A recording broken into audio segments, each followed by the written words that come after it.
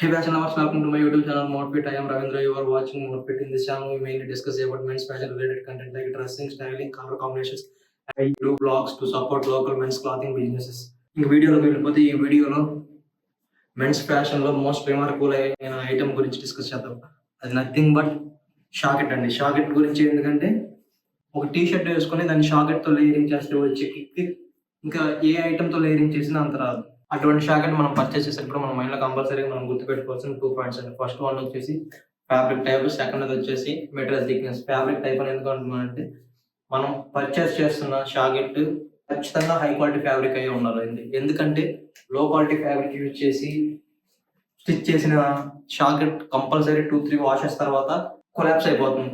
దాని ఫిట్టింగ్ కానీ దాని షేప్ కానీ ఖచ్చితంగా డిస్ట్రాయ్ అయిపోతుంది. ఇన్ కేస్ హై క్వాలిటీ ఫ్యాబ్రిక్తో స్టిచ్ చేసిన షాకెట్ అయితే దాని లైఫ్ టైం అనేది చాలా ఎక్కువ ఉంటుంది. దాంతోపాటు మనం అది వేర్ చేసినప్పుడు కూడా చూడటానికి చాలా బాగుంటుంది. దాని కంఫర్ట్, దాని ఫీల్ కూడా చాలా బాగుంటుంది.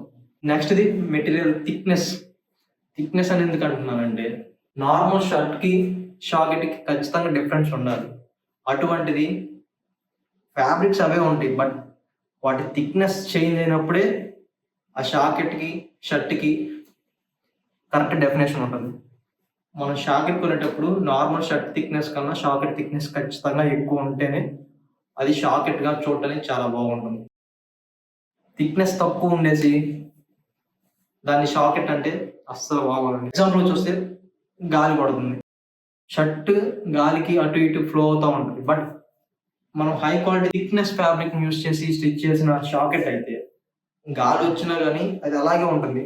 సో చూసే వాళ్ళకి కూడా అది చాలా బాగుంటుంది. నువ్వు చెప్పింది అంతా బాగానే ఉందంటారా? షాకెట్ మెటీరియల్ ఫ్యాబ్రిక్ బాగుండాలి, థిక్నెస్ ఉండాలని చెప్పి బాగానే ఉంది. ఆ రెండు ఉన్నప్పుడు ప్రైస్ ఆటోమేటిక్గా హైలో ఉంటుంది. అటువంటప్పుడు దాన్ని మనం లో ప్రైస్లో ఎలా పర్చేస్ చేయాలో చెప్పంటావా? చెప్తాను చూడండి. ఇట్లా ఏం లేదండి, నేను చూస్ చేసుకున్న వే వచ్చేసి మీకు చూపిస్తాను. ఫస్ట్లీ నేను మా లోకల్లో ఉన్న ఫ్యాబ్రిక్ స్టోర్కి వెళ్ళేసి అక్కడ నాకు ఏ ఫ్యాబ్రిక్ డ్యూరబిలిటీ ఎక్కువ ఉంటుందో, కంఫర్ట్ ఎక్కువ ఉంటుందో అడిగి, దాని థిక్నెస్ ఎంత ఉందో వాళ్ళని అడిగి ఆ మెటీరియల్ పర్చేస్ చేశాను. దాన్ని మీకు చూపిస్తాను. నేను పర్చేస్ చేసిన వీడియోని కూడా మీరు చూడండి. ఆ వీడియో చూసిన తర్వాతే నేను నా ఫ్యాబ్రిక్ మీకు చూపిస్తాను.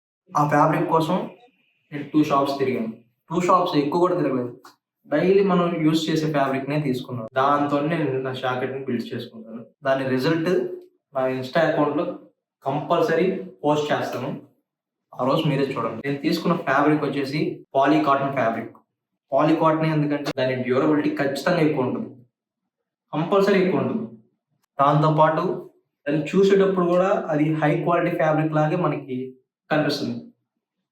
దాని ప్రైస్ కూడా మన బడ్జెట్లోనే అవైలబుల్ ఉంటుంది. నేను కొన్న fabric black colour poly cotton fabric. ఈ ప్రైస్ అంటారా 700కే వచ్చింది. దీని సైజ్ అంటారా 1.6 మీటర్స్. చాలు.